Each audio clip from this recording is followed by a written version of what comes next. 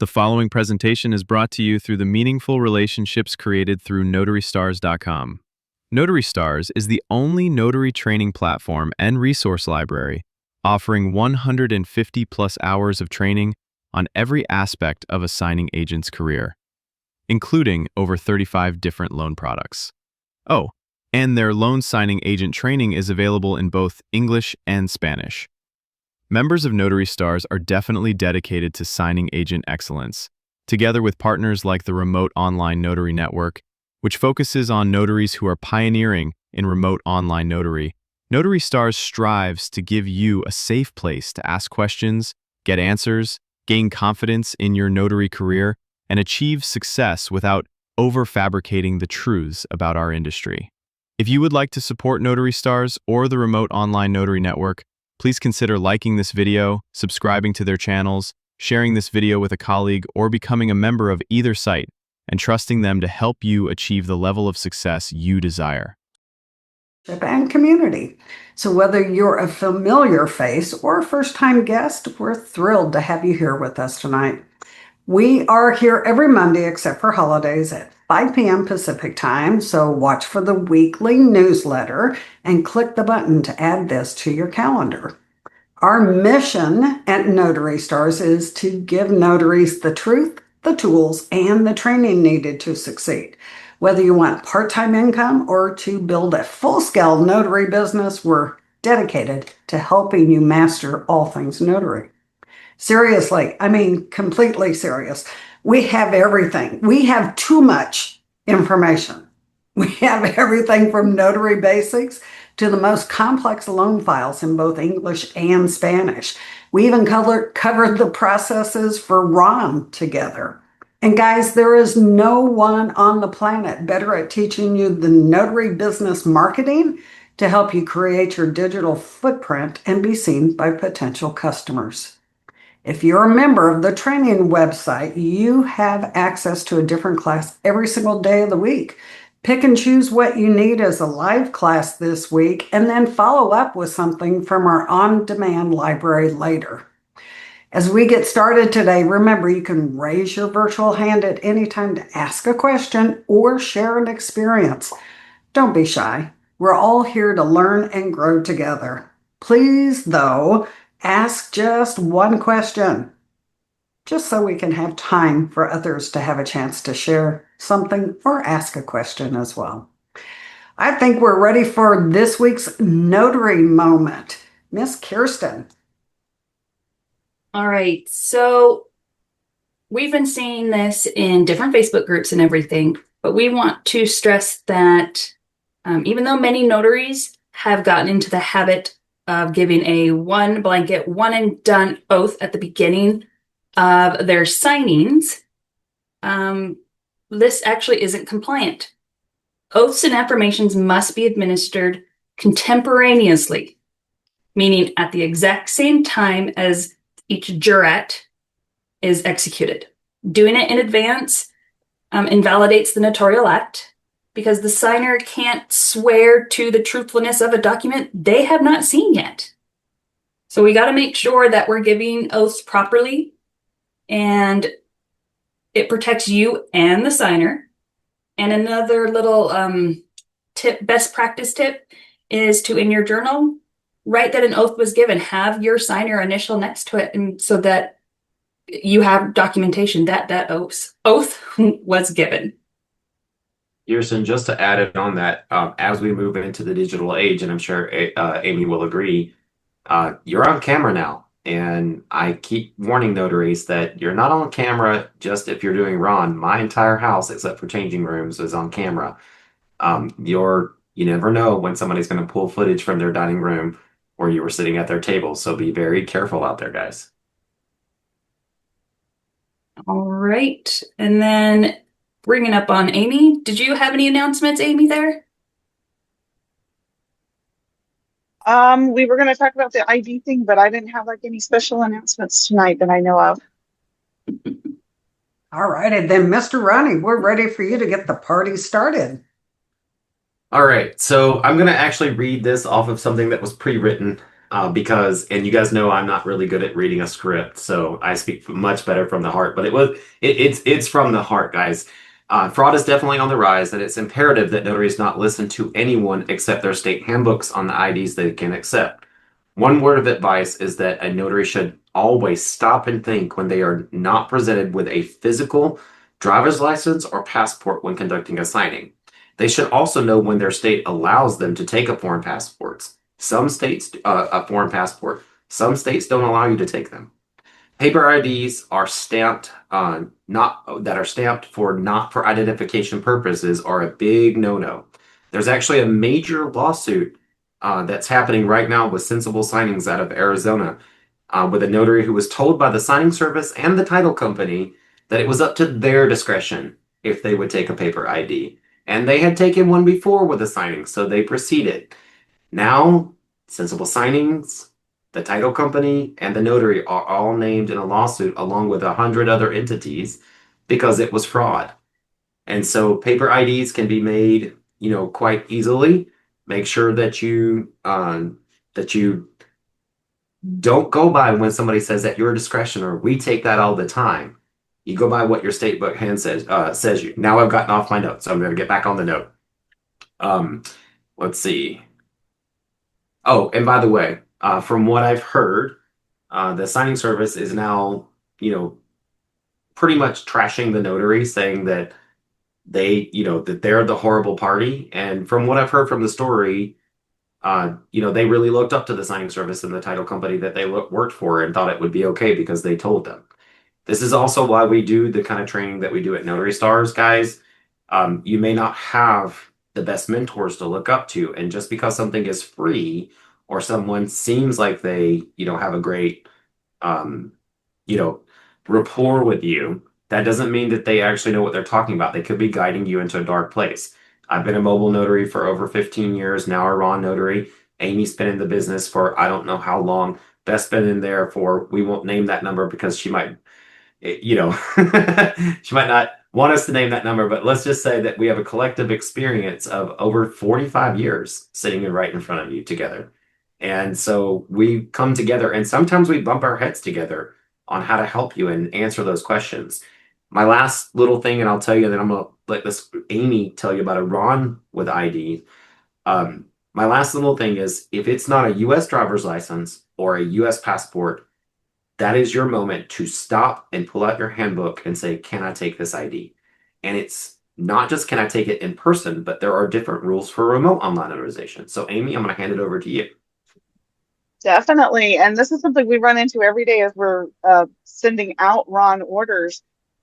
Is it a U.S. passport? Is it a foreign passport? Is it a U.S. driver's license? Is it an international driver's license? Is it a driver's license from Canada or Mexico? But then we also run into the new age. Now we've got digital IDs. And you can't, at this moment, the digital ID systems are not compatible with RON sessions. You have to have a physical ID that you can hold to the camera. You can't just hold up a cell phone picture. You can't hold up the digital printout.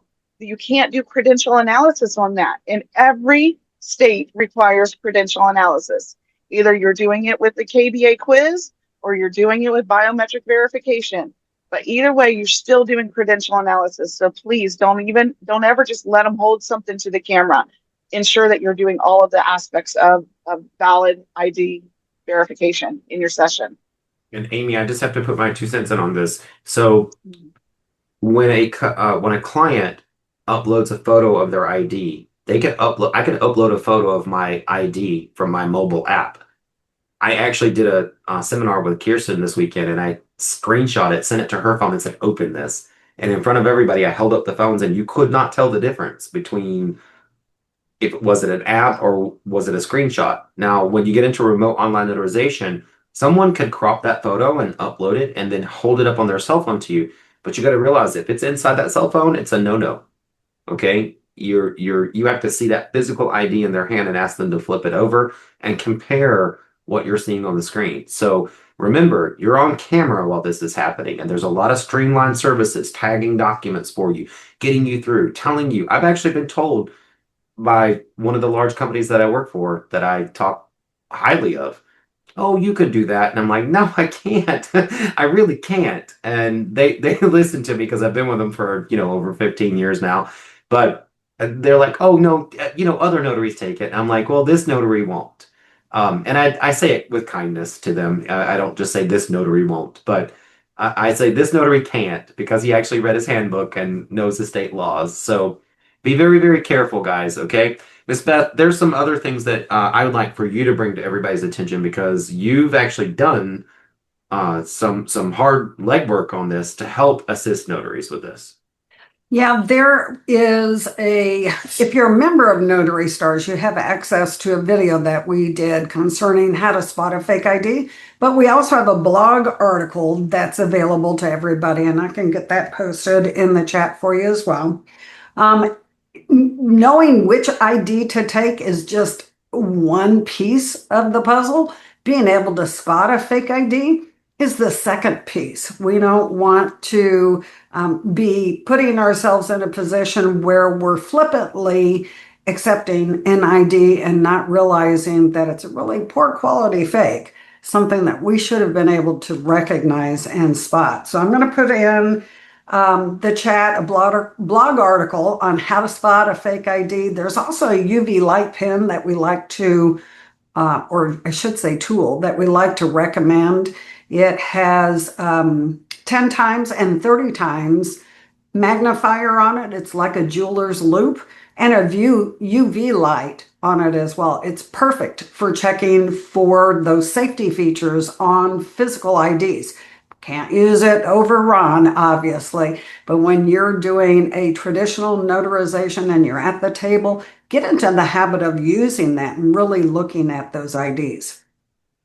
Also, the National Notary Association has ID checking guides. They have the 2025 is out for the US and Canadian ID checking guide. Sometimes fraudsters will use out-of-state IDs in order to trick you into taking a fake ID because we're not familiar maybe with what they look like. The fraudsters know that. So if they're trying to buy or sell property in California or Arizona or Florida, they might give you a Utah ID or a Montana or a South Dakota. How often do we see those, right? Just hoping that you're not familiar with what they look like. Use that Canadian and US ID checking guide to see a picture of a valid ID in the state that you're looking at on that ID and match up those security features. Here we go. I mean, I actually have the ID checking guide here, just for those of who have no idea what it looks like. I still have the 2024. You're a year behind, but it's probably still accurate. Miss Beth, I also want to say this before we do a little check-in with the audience. And I want you guys to hear this, okay? And I'm going to say it the way Ronnie Mickle says things. Being a badass at your job never looks cool. Having your resources and your handbook and your ID checking guide, you look like a dork. It's okay. But guess what? You won't be sitting in a courtroom trying to wiggle your way out of it if you learn to do things the right way and have the tools to protect you. Being great at your job sometimes isn't cool. I wrote a little poem years ago and I said, God's roads are basic and boring and the devil's are painted with the most beautiful colors you'll ever see. You can try to look cool at your job and smooth and this is okay and be uncertain about it. But doing our job is something that we can't fake until we make. It happened. Starting out early learning these processes, not learning them later, is the best way. And it can happen to anybody. I mean, I'm saying that there's a reason why all of you are here tonight. You're trying to keep yourself from getting into any kind of trouble. But don't let it stop here with what you just learned, okay? Make sure you're tapping other notaries. And when you're listening to Facebook and seeing them, don't just roll your eyes. Chime in on the conversation. You might make some enemies along the way, but you might save some butts along the way as well. I'm going to do a little check-in with the audience so we can get to know who's here tonight. If it's your first time ever being with us, put a 1 in the chat, please. We'd like to know if you are brand new and ever been to a session with us tonight. I'm waiting to see if anybody puts anything there. So maybe we don't have any brand new attendees. There we go. There we go. Welcome, Bonnie. Welcome, Tiffany, Alita, Joan, Marjorie. Oh, wow. We got a lot of new people. Late last week. Okay. Well, welcome. There you go, Bethany. Welcome, everybody that's brand new. You are in a safe community here. We really care about your well-being as a notary. If you are a long-term tune-in, put a 2 in the chat. We'd like to say hello to you, Mark Miller. There you go. Wow, there's going to be so many names I can't. There we go. Look at all those long-termers there. We have over 170 people on this call, so I'm hoping we have more long haulers than new guys, but everybody's welcome. Welcome. And if you are a long-termer, take a moment to go to the chat tonight while we're going through. If you're a long hauler with us, please go back to that initial and find somebody with a 1 and welcome them and just say, hey, welcome to the Notary Stars community. Last thing that I want you guys to put in the chat before we keep going, as you guys have probably noticed, we have been evolving Monday General Mentorship. We now have a standing document translation and apostille episode once a month. We have different guests coming in every month. Tonight is just us, but we would like to know what you're interested in. So as we get started for tonight, Miss Beth, we can go, but please drop in the chat. Let us know what you're interested in. Estate planning. Are you interested in apostille? Are you interested in RON? Are you interested in loan documents? Are you interested in general notary work? Go ahead and drop that in the chat while we get started for tonight. Miss Beth, I think we should probably take the hands from the audience. Yes, sir. Yep, we need to start with Miss LaDonna. There you go. Hello, everyone. Can you hear me? Yes, ma'am. Yes, ma'am. How are you tonight? This question is for Amy, I think. Amy, I got a call from a RON vendor tonight and was asked if I could take a customer who bypassed KBA. And I didn't think that I could, but I told them to give me a minute. I checked my Maryland handbook. I even went online and checked the state of Maryland website just to see if they updated anything. And I didn't see anything. So I went back and I told them that I couldn't. I refused the call. And I wanted to know, was it anything else that I should have done or did I do the right thing? Well, I'm glad that you went and checked. That you get gold stars, 5 stars from me. Okay. There is one thing you could have done. So if someone, it isn't necessarily they always will bypass KBA, but sometimes they can't get it. Remember, if they've never lived in the United States, we can't pull the questions, right? But the one thing that I would have looked into is oath of credible witness. You ever watch that show, that game show, Phone a Friend? That's basically what they could do. They could call a friend. That friend could validate through KBA. That friend could go through credential analysis, and then they can get on here and they can say, yes, I swear this is the person that I know, and that this person is the person who's on the document. Here's how long I've known them, things of that nature. So that would be one solution to getting them through when they can't get KBA. But please, everyone, remember, I know she's in Maryland, so I didn't have to ask her state. If you are in a state that doesn't allow for it, you can't do it. Like I'm in Florida, I can't use oath of credible witness online. If we were talking to a Michigan notary, the notary has to personally know the credible witness who knows the person. So it varies by state law. So definitely check your rules, make sure you can do it. But it is something that she could have offered in Maryland. And maybe next time, or maybe you can go back to them and say, hey, I found another solution. Okay. And Amy, that could be different for traditional notarizations versus online, right?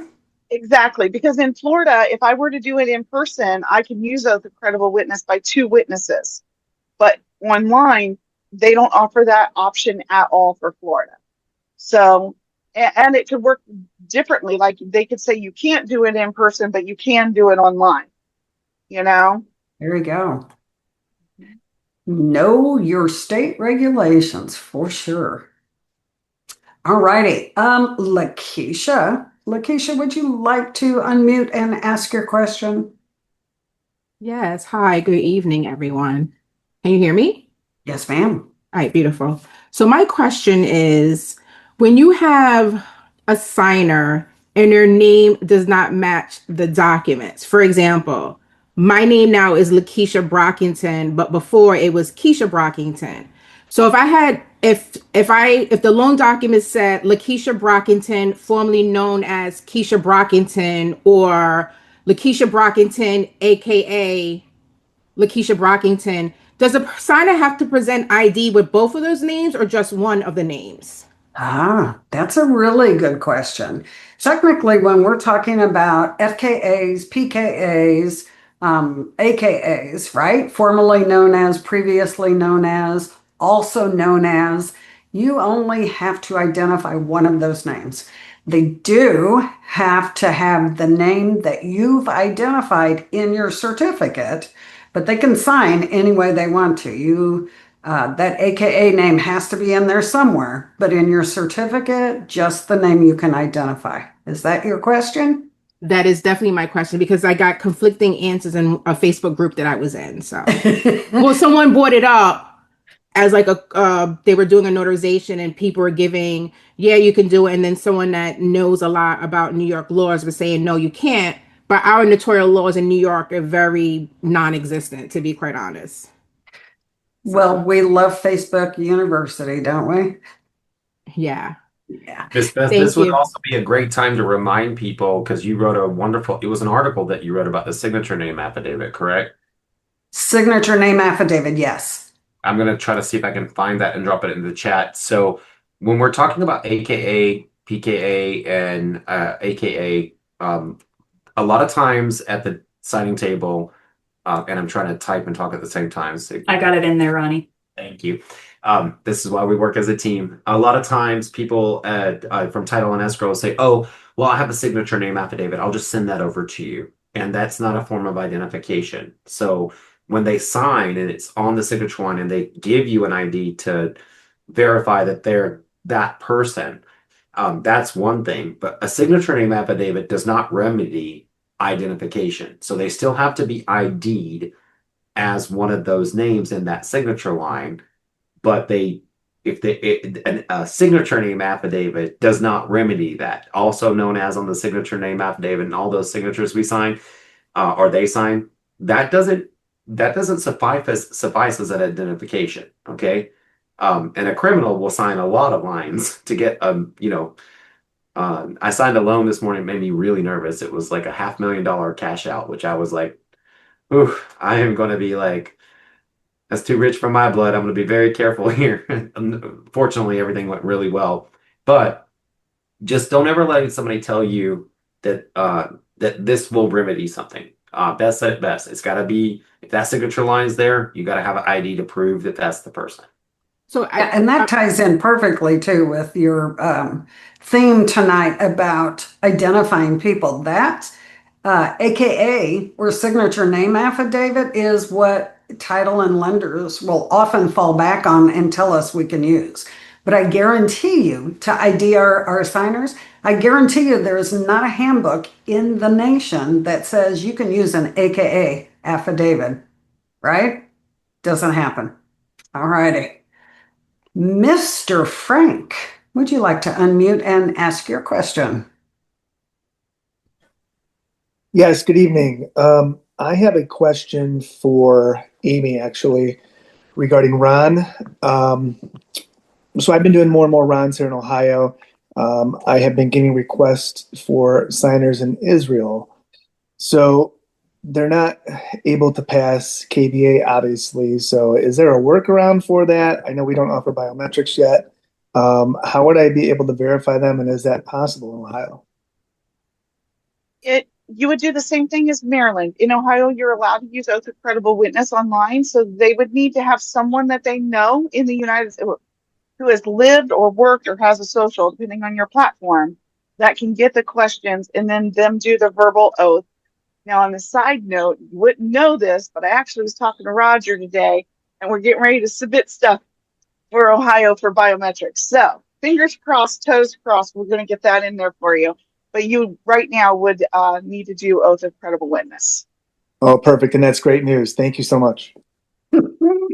Perfect. Boy, we're doing a lot of ID questions here tonight. And then, Frank, don't forget, if you're unable to get a credible witness, which some people don't have, or Sometimes there's a transaction that they don't want any of their friends or family to know about. Let's just face it, some people are signing documents and they don't want anybody to know that's close to them.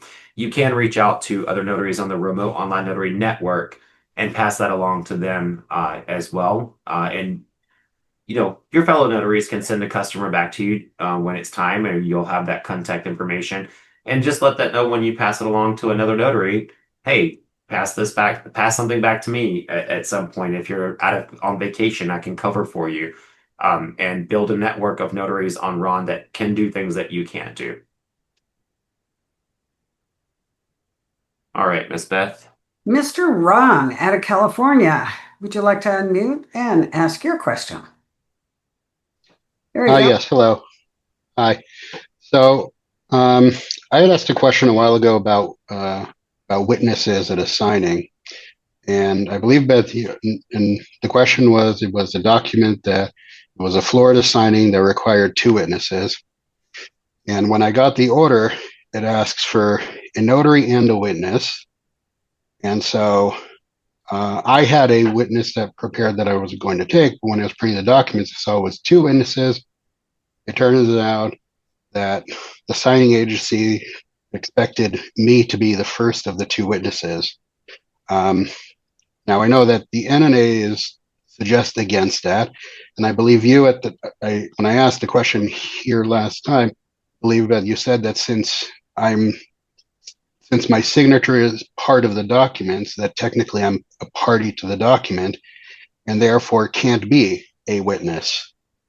And so I had another situation earlier today where it was a Florida signing, and I had to explain to the signing agency that I can't be a witness, and they were like confused, and I ended up losing the signing because they didn't have someone else that was going to be a witness, and so they were going to find someone else to do that, and they probably found another notary who would be the first witness and brought someone with them. And so it was a little frustrating, to say the least, because it wasn't a small amount of money.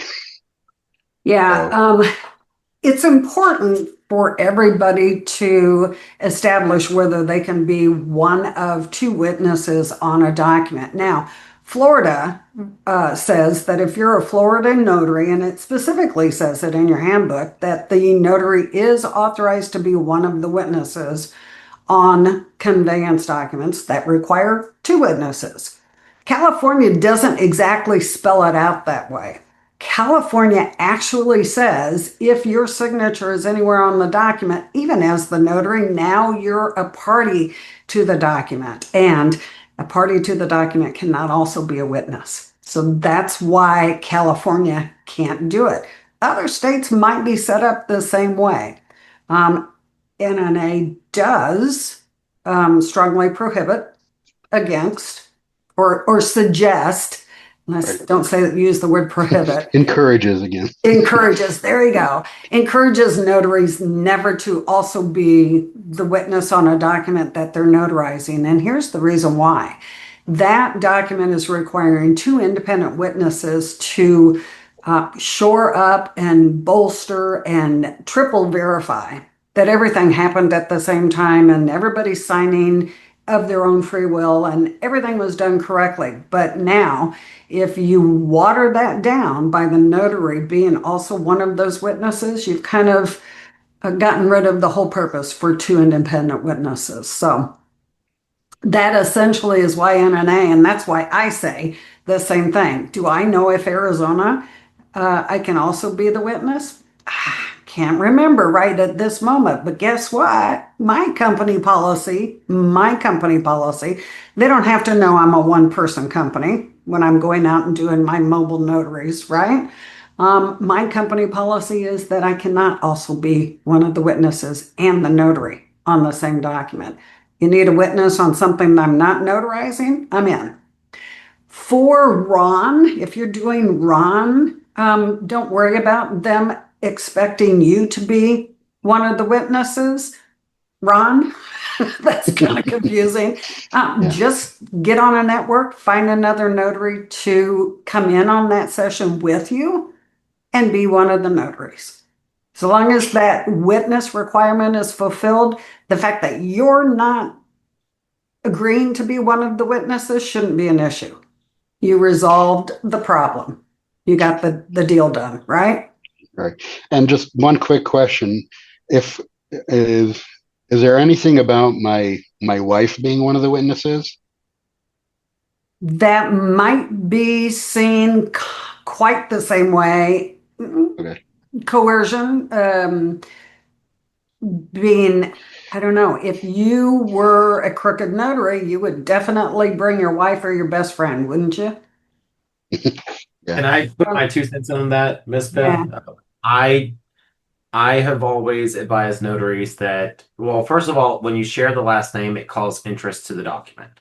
And so I've had many instances where title companies have rejected documents where they brought their daughter or their son. In one instance that caused the biggest stink was when it was a junior and a senior, and they both have the same name and they sign the same way. Not everybody adds junior or senior, so it looked like the notary had signed twice. So same last names are going to definitely draw red flags, and you have to think about it. If I was a judge and I was sitting in a courtroom and something went wrong on a document, and let's just say that something that's really important and somebody has to sue for that document, and I look down and I see, well, you brought your son. Well, I would ask, does your son live in your household? Well, then they have an interest in you signing this document. They have an interest in you wielding that stamp. So my determination of if it's valid or did you do something wrong is going to be swayed by, did your son have an interest in the document? It wouldn't necessarily mean that it had to be written in law, right? Like, it's just common sense. So when your wife sleeps in the same bed that you do, she eats out of the same kitchen that you do, you go to the grocery store, or one of you goes to the grocery store and buys the same food that you eat, the money that you take from doing that notarization is now commingled with acting as a witness. You're both in on the same document. So I would stay away from that. Even if it's not law, it's best practice. And so sometimes best practices are even better than law because they're not twisted. They're just flat out best practices. So I appreciate that question, and thank you for letting me put my 2 cents on it, because it is easier to use our spouses than our children, and they can make a little extra money too, especially if they're paying. But is it worth it in the long run if something goes wrong? How should I deal with the signing agency in the future as far as getting clarity as to what they're expecting about a witness and expecting me to be a witness? I mean, the signing was in California, so I don't think when I asked them, they sounded a little confused. They sound a little confused that I even made an issue about it, and they seemed perfectly agreeable to look for someone else. Well, there's someone a lot else of shouldn't have done signing either. services that don't understand the bigger picture or operate in all 50 states. There's a lot of brand new signing services out there, and there's a lot of ones that just expect you to bend to their will. If the train doesn't stop at your station, it's not your train. So if a client goes by and you learn that they're asking you to do things that you shouldn't do, let them go on by. Let them, as as some people say. And the way that I would address it is, if you need me to provide a witness, maybe partner with a few notaries in your area, maybe some newer notaries. That's a great way for them to get their feet wet, even though they can only witness you signing one document. They'll be happy to get out in the field with you. Get yourself a network of newer notaries. Always be looking for newer ones, because those new ones become, busy notaries at some point. But maybe have a network of witnesses that you can call upon, that you can facilitate with, or even some friends that you can call upon.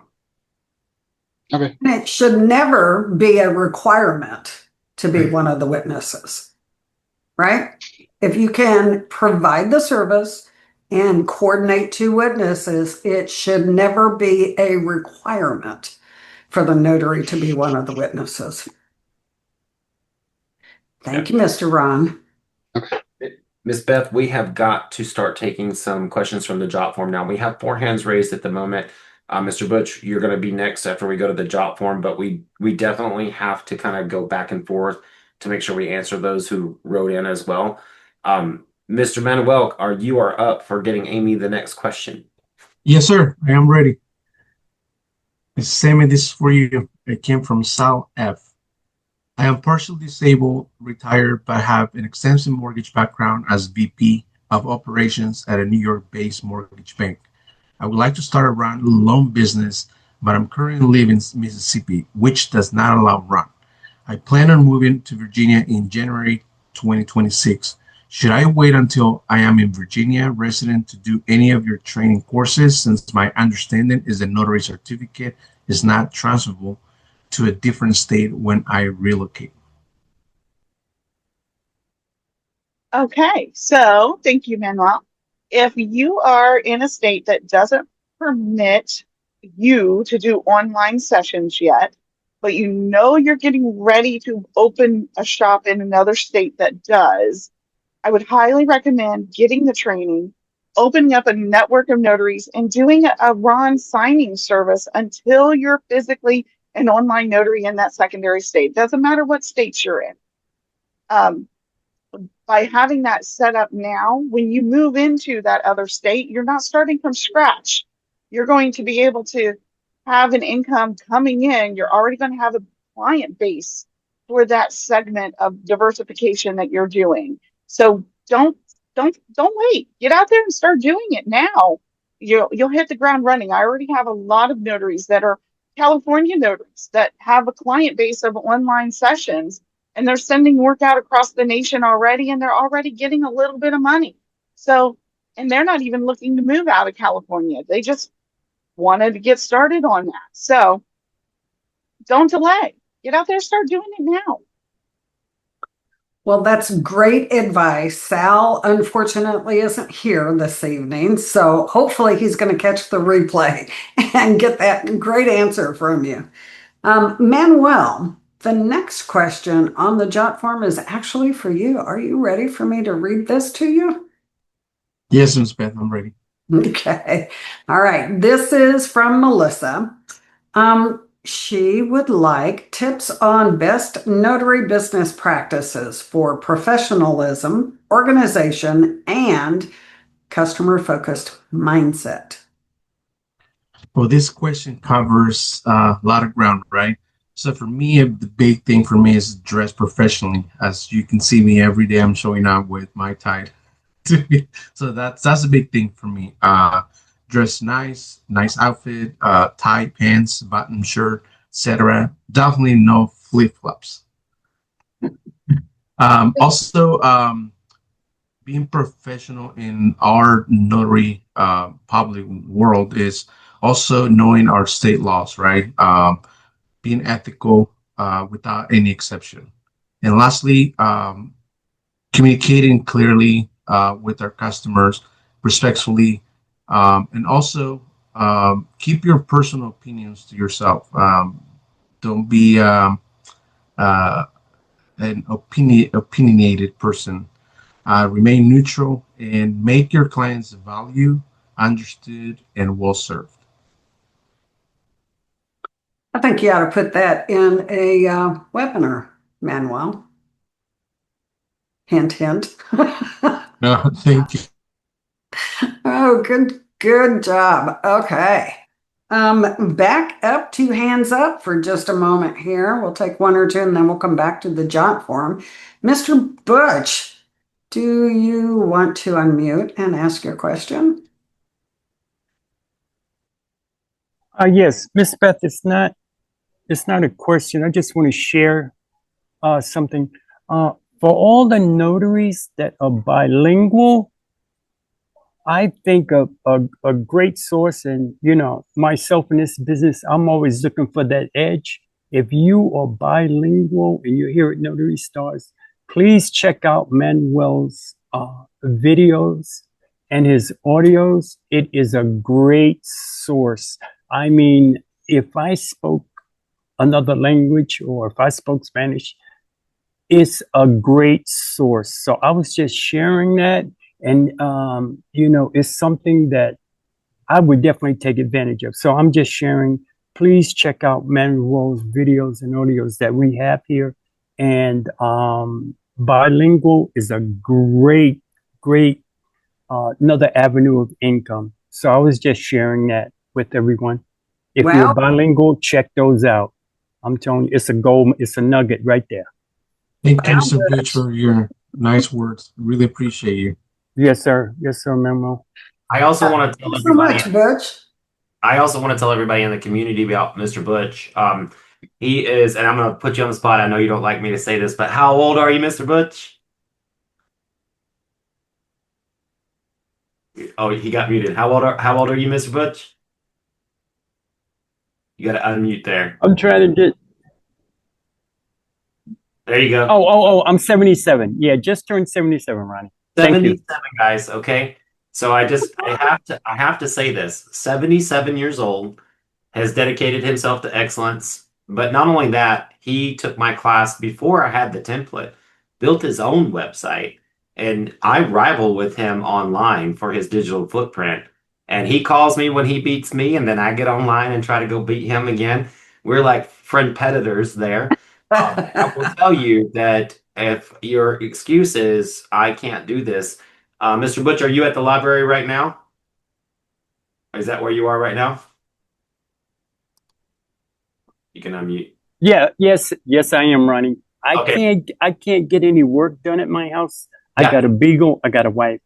The phone is ringing. I can't, you know. And Ronnie, you've seen my wife when we're doing a video. So like, you know, I Yeah. try to, she's gonna ask me to go to the store or something. But anyway, And I you gotta have get it done. grandkids running around your house too, right? I bring this up because there is a dedication there that Butch is shown this whole community. Whenever he's there and whenever he's with us, he is always in some sort of office space, and it looks different every time. So I guess they have different rooms at the library. But I love that he finds a space where he can work, and he knows his limits on attention span and demand from the family, and he goes to the public library. I think it's one of the most brilliant examples of someone not letting age, not letting obstacles get in their way. To me, you're a hero. I mean, seriously, you are truly a hero and a perfect example of a notary star in my mind. So thank you for the compliments for our team earlier, but I have to give compliments back to you because there are people watching right now that have limitations, and you are a perfect example of how to overcome those limitations. So I just wanted to give that back to you because you can give us compliments all day, but I'm inspired by you. And then Miss Beth, you were asking, you also got grandkids running around, right? Yeah, yes, Miss Beth.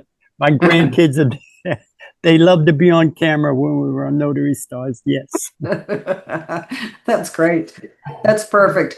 Mr. Mickle, we have a guest in the house. Can we bring Miss Delora up now? Yes, we surely can. And now, guys, this will only take a second, so I'd like for you to stay with us because we still have questions to answer. But Miss Delora stays in, comes in once a month, and she is our resident health insurance advisor. And let me make sure that you can. I got you pinned, Miss Delora, but I got to get you able to talk. And I know that we all have co-hosts. There we go. You should be able to talk now. Yes, I can. Don't mind my car tonight. We were out. I don't know if you know, but I travel around the country and we're home. So we were visiting my mom tonight. So that was exciting. But anyway, I just wanted to pop in and introduce myself and let you all know that I'm available to help you with all of your health insurance questions. If you need a review, if you are interested in getting health coverage, you know, specifically made to small business owners, those do exist out there, and I can help you with all of that too. And hopefully you all know this already, but open enrollment is getting ready to start soon.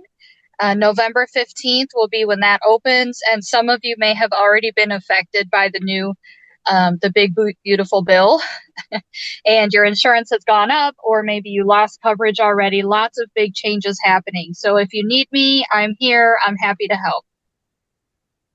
Thank you, Mr. Laura. We really appreciate everything you do for our community and how committed you've been to our community. I think it's been over a year that you've been with us now.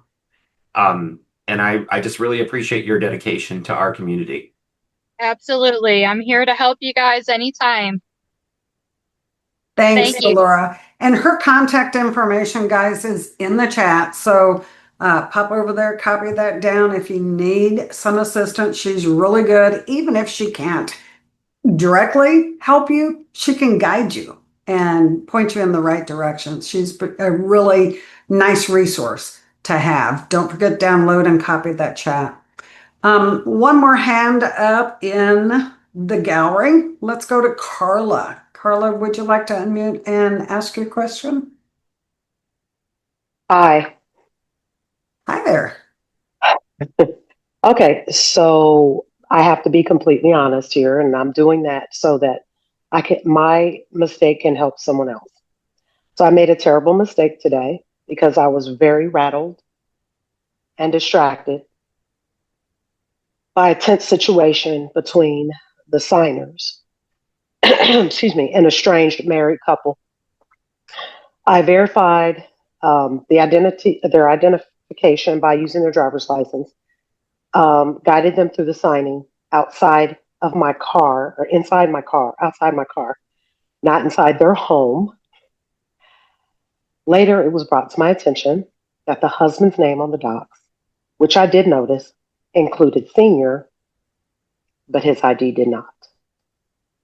I missed it. I called the signer to ask if he had any ID whatsoever that included his family designation. He didn't, and explained that his young son is a junior, but that he never uses senior. Pardon me. I'm really, really not happy that I made that mistake and want to desperately do something about it.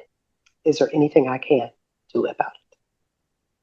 Not really. And here's the issue. Here's the second issue. The first issue is that you didn't notice that said senior, but there's no way to rectify senior or prove senior on your documents. Senior is not a legal designation. Junior is. Junior is born as a junior. Once he gets dad's name, verbatim, lock, stock, and barrel, first, middle, last, he becomes a junior legally. And it should be on his IDs. Dad will never have an opportunity to have ID that has senior on it. Not a passport, not a driver's license, not a state ID card. They don't issue senior designations. So what the title company or the lender is trying to do is establish that he's not junior, or in years gone past, they used to allow you to choose what name you put on title to documents. And a lot of times that junior senior designation was thrown on there with absolutely no way to prove it going forward. So in your situation, what state are you in? Ohio. So in your situation, because Ohio's a little bit lenient on what IDs you can take to verify a name. If he had a work ID that said senior, or something with his picture on it that said senior, even if it wasn't a legal form of identification for you to take, you could at least look at it and make the judgment that this really probably has to be senior, because his ID is an older gentleman, doesn't have senior on it, but this ID, Costco card, whatever, has senior on it and has his picture, and it's the same guy. You could draw a straight line to that. But listen, I would have gone back to title and said, I either need an AKA signature line in order to continue, or you need to redraw documents without the senior, because that's not a legal designation.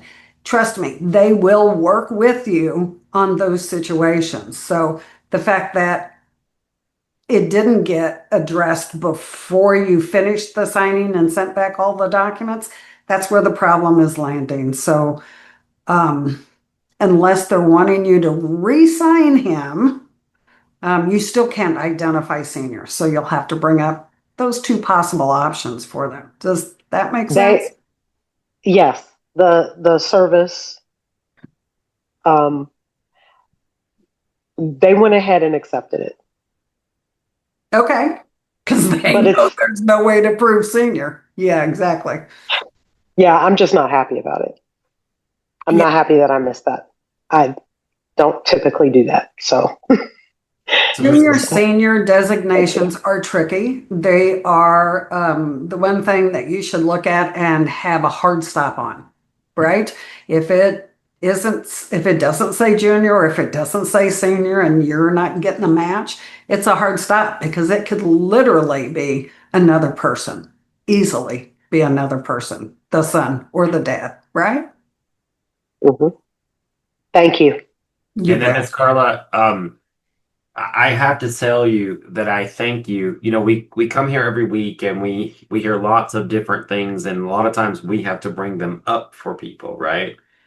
We are the ones that have to kind of say someone, you came on. And I remember one of my favorite notaries in the country that I just went to dinner with 2 weeks ago. I'm still very close to her. I was standing next to her when she made one of her mistakes or hit one of those moments. And I know that feeling from watching her. It was like watching Carrie from Sex and the City when she has a panic attack and she's like, oh my God, this is happening. But I have to say that I really appreciate you standing up in front of people and saying, this happened and this can happen. This is the kind of notary that I'm not worried about, actually. But I worry when people don't bring those scenarios. So thank you for trusting us with this in the community to bring this to other notaries so that it doesn't happen to them. This actually is going to help, 169 people that are still on the call at this point. We're getting toward the tail end. This actually helps other notaries, and Absolutely. it gets to, show off that we are human. We are not just machines out there, making things. So thank you for sharing that. And I love the color purple. So it allowed me to look at purple a little bit longer. So thank you so much for sharing that. I really, really, it takes a You're brave welcome. person, to say I'm frustrated over something and this is going on, and to do it so eloquently as well. I hope to know you for a very, very long time. Oh, darn, I would have Thank been you. crying. I would have been crying once I figured that one out, going, oh, Oh, dang. it's been a rough day. Yeah. It's been a rough day. If I was there, I'd give you a big hug. Yeah. I'm kicking myself still. Yeah. Well, don't be too Thank hard you. on yourself. Thank you. One more hand up, Mr. Mickle. Brenda. Yes. Miss Brenda, would you like to unmute and ask your question? I would. Thank you very much. I have a question about the newsletter. It was talking about the different types of notarizations: acknowledgement, jurat, oath and affirmation, copy certification, and the last one threw me for a loop: verification of fact. And it's so funny. This newsletter came out the next day. I had an online remote notarization, and the gentleman wanted me to authenticate his business. He wanted me to notarize my own signature, saying that his business was a legitimate business. I'm like, well, I don't do that. Oh, notaries do it all the time. So I'm not really sure what state you've had documents notarized from, but Florida notaries. Oh no, Florida notaries do it. And I'm like, no, I'm sorry, I don't. So what does that mean in the newsletter? Verification of facts, confirming factual information presented. How is that? So, Mr. Mickle, that was your newsletter. Do you want to comment on that, or you want me to take that? I don't think that was our newsletter because I never wrote the words verification of facts in our newsletter. Okay. So Okay. because I have never even heard the words before in my life. Well, Washington can actually do that. They can authenticate events or verifications of facts. Now, if it were a statement from him that says, this is the name of my business, I was incorporated on this date, and blah, blah, blah, and he signs it, absolutely, it's a jurat with affiant statement. You can do that all day long. But a verification of facts or verifying event or verifying our that a picture exists. Washington can do all of those things. There's a handful of other states also. I just can't think right offhand which ones those are. Michigan, I think, maybe is a event state as well, but definitely not Florida. Okay, and Ronnie, now I apologize. I just flipped back to see who it was coming from. You're right, it wasn't. I thought Notary Stars was the only newsletter I was getting. There's somebody else in my email. Oh no. well, that's okay because I had already gone. I have it on my screen right here. I was like literally panicking, like, how could this happen? Because we all look at the newsletter and put different parts in, and I was like, I have no idea what she's talking about. So that makes me feel a lot better. That's what I was thinking too. I don't remember reading that. Maybe Ronnie does. I do want to chime in though, and I think it's, great to get in before the session ends, is I am told every day that, well, a notary does, my notary does this or somebody does this. And Travis says it best. Every day somebody's going to ask you to question your integrity as a notary. And it is okay to tell people no. You don't want to say no if you don't have to. We want to help our customers and our clients the best that we can. We want to find an option, but sometimes there's just a wall that prevents us from helping a customer, and you can never let those words make you feel lesser. Remember, when people want their way, they will find a way to reduce you, to make you feel that you're not going to work tomorrow, and it can be very scary as a business owner to feel that tomorrow, if this one customer doesn't like me, well, there's a lot of customers in America, okay? And guess what? We're not just servicing America anymore. We're servicing people overseas that are from America with remote online notarization. So there's a lot of customers out there, and there's a lot of different loan products that you can do. The key is keeping your stamp.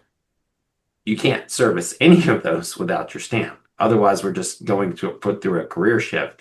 So never let those words of so many people do this, to sum it up, if everybody jumped off a bridge, are you going to do it?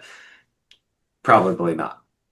Well, the same is also true when you're asking a signer to raise their right hand and you're placing them under oath.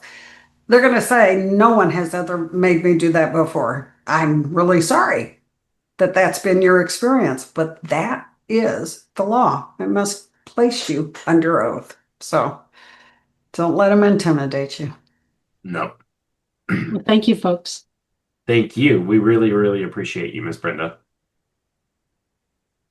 Shall we finish the hands that are up now and before we say hasta luego?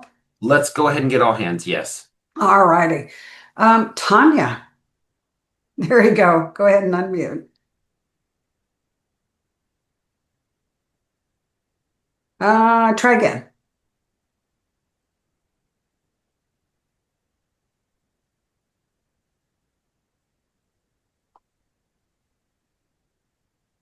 Are you on your phone, Tanya? Laptop? There we go. Can you hear me? Okay, I was on an iPad.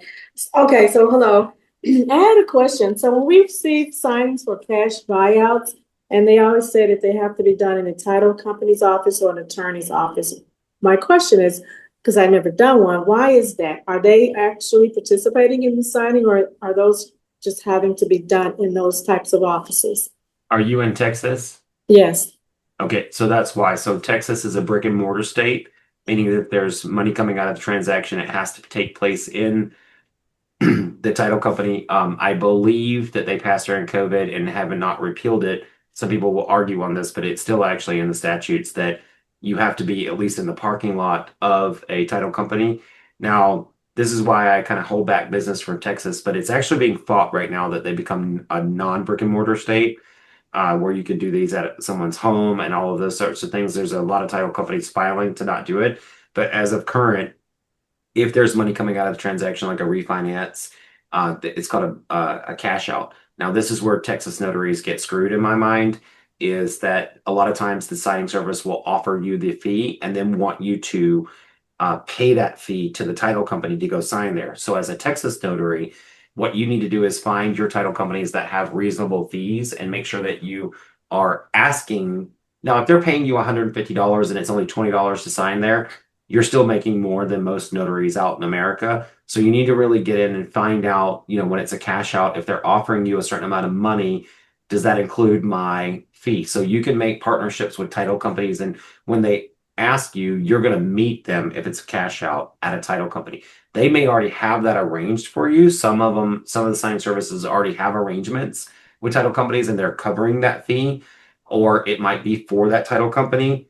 But there are a lot of sign services in my mind that like to screw notaries and give you like a lower fee. I don't have the highest fees in the world as Unlimited Ink, but there are a lot of them that will pay you $80 and then tell you have to pay $45 to go sign, and I'm just not about that life. So make sure that you get to know the area and create your network. Kendra Lewis out of from Signing Agent Basics out of Texas, she's really in tune with the Texas beat, and I highly recommend her. She has a very like-minded mind as Notary Stars when it comes to it. Now, it's in the title Signing Agent Basics.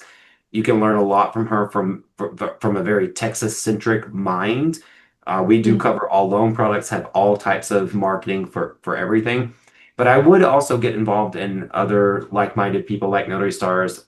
We keep her on our suggested list here. And another person that you may want to follow is Phyllis Trailer out of Texas as well. She's been around San Antonio. Mm-hmm. Yeah, she's one of the greats out there. You may want to follow her as well. These are people that can help you get your bearings in Texas. I do know that much about Texas, and I wish that I felt differently about Texas, but I feel a lot of signing services don't take into account that additional cost. Like, I can hear notaries gripe about paper all day long, and I get you. Like, I feel the paper, but you guys, I have a special place in my heart for, because I'm actually working against it and try to refuse service to people who don't understand at least that huge expense, because you can't take half a fee from a notary just for doing your signing in another area. So it is a little bit of legwork on your part, but it's totally doable, because let me tell you, Texas is a big state and there's a lot of notaries running around working there. So don't let it scare you. It's just a little bit of extra legwork. Okay, got it. Thank you. Thank you. That regulation is for A6 loans in Texas, and it's a state regulation designed to protect the homeowner.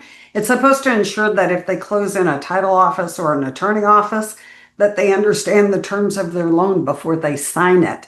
So you know what that tells me? That's music to my ears. All you Texas notaries, you need to come to our loan signing classes so that we can show you how to stay in your lane, but completely have your signers understand all the terms of the loan without you stepping out of your lane. It's an awesome process. All right, we're ready. All right, I'm going to say it my way, and then I'm going to ask Mr. Manuel to take us home. If you are not naked and you are not stuffing your face with a sandwich right now, turn on those cameras and let's give our signature wave to each other. Show some love to one another tonight. And Mr. Manuel, as we're doing our signature wave, why don't you take us home? As a notary, your greatest power is not your seal. It is your integrity. Yay. All right, everybody. Thank y'all so much for tuning in tonight. I made it all the way to page 4 with cameras on, and I still see some of them lighting up. Y'all have a wonderful night, and we'll see you next week.